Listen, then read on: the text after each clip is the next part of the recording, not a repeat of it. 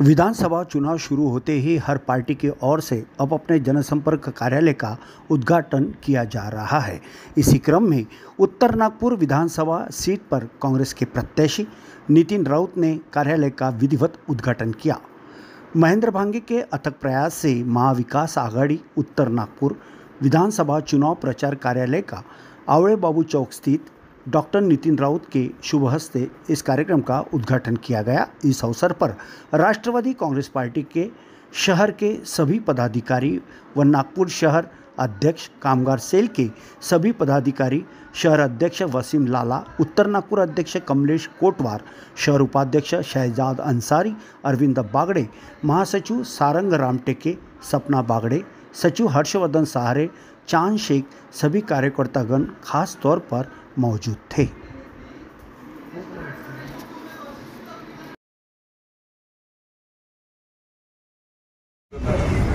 आज बड़ी खुशी की बात है कि आज हमारे महाविकास आघाड़ी उत्तर नागपुर विधानसभा क्षेत्र के हमारे लाडले उम्मीदवार डॉक्टर नितिन राउत साहब यहाँ उपस्थित हुए और मैं आप सभी लोग यहाँ पर आज वो उपस्थित हुए, सब लोग भी यहाँ पर पधारे, उसके लिए भी मैं आपका बहुत दिल से अभिनंदन करता हूँ।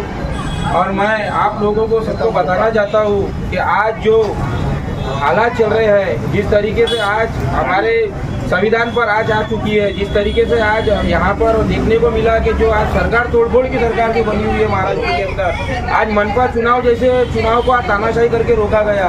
3 साल से आज हमारे बीच नगर सेवक नहीं है। इस तरीके की परिस्थिति चल रही है तो हमको कोई चीज को अपने मतभेद न रखते हुए हमको हमारे उम्मीदवार हमारे आदरणीय डॉक्टर नितिन राउत साहब का तन मन धन से काम करना है और उनको ज़्यादा से ज़्यादा मतों से हमको विजयी बनाकर उत्तर नागपुर में लेकर आना है। और मैं आप सभी से ये विनंती करता हूँ, शब्दों को विनम्र देता हूँ। जय हिंद, जय राष्ट्रवादी, जय काँग्रेस, जय महाविकास आघाड़ी। आपण अनेकांची भाषणे या प्रसंगी ऐकली। सर्वप्रथम तर मी या कार्यालयाचं विधिवत उद्घाटन झालं असं या ठिकाणी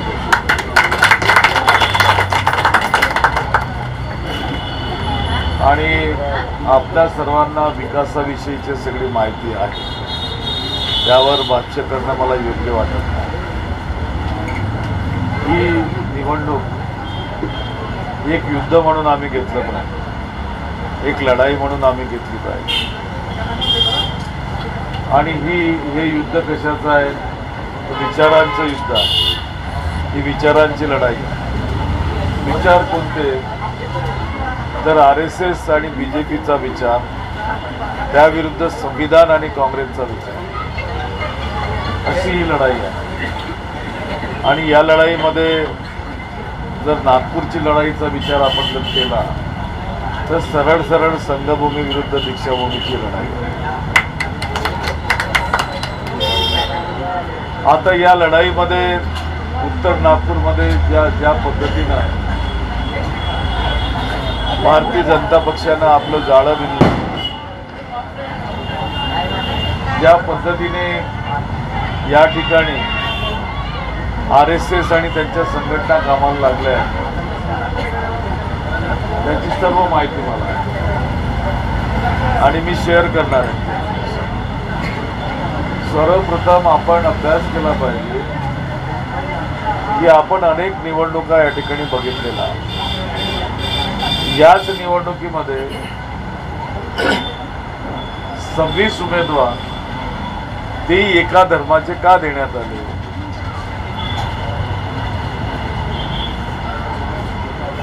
आणि ते बौद्ध धर्माचेच का देण्यात आले? तर त्याच्या विरुद्धची रणनीती अशी आहे की बौद्ध समाजाचं एकूण मतदान आहे 1,30,000 आणि हिंदू समाजाचं मतदान आहे 90,000। 1,30,000मधनं 1,00,000 मतदान होईल आणि 90,000मधून आपण समजा 65,000 होईल। तर ते 65,000वर येतात। हे जे 1,00,000 येणार त्यामध्ये मी उमेदवार वगळला आणि BJPचा उमेदवार वगळला तर 24 उमेदवार असतात। मागच्या वेळेला MIMने सुद्धा 3-4 हजार मतं घेतली होती, BSPने 3-4 हजार मतं घेतली होती, इतरांनी 1000 मतंही घेतली. तर तुमचे 30-35 हजार मतं ताईंनी जसं सांगितलं या ठिकाणी की बहीण म्हणे भावाला मतदान कोणाला करायचं, तसा प्रकार या ठिकाणी झाला तरी 1-2 हजार मतं इकडच्या तिकडे व्हायला फारसा अवधी लागणार नाही. आता हे मताचं विभाजन केल्याबरोबर तुमचे 90 आपल्या 1 लाखातले 30,000 मतदान कमी होते. 30,000 मतदान कमी झालं तर मी आलो 70वर. आणि मग इतर समाजाच्या मतदानाची तुलना केली तर त्याच्यात जर BJPला विभागणी झाली तर त्यांचा उमेदवार निवडून येईल. हे साधं गणित आहे. म्हणजे मी हे रामाचं नाव घेतात आणि निवडणुकीत उतरले आहेत, पण यांनी अशा प्रकारे एक रावण उभा केला. रावणाचं तोंड एक आहे आणि त्याला 24 डोकी जोडलेली आहे.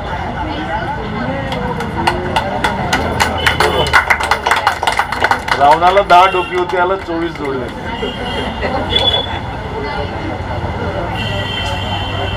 25वा रावण म्हणजे भाजपाचा उमेदवार आणि 12 इतर उमेदवार, 24. बरोबर आहे ना? तर हे यांच्या रावणाला आपल्याला मारायचं. यांच्या रावणाला मारणं सोपी काम तर नसतं, त्याची स्ट्रॅटेजी करावं लागते.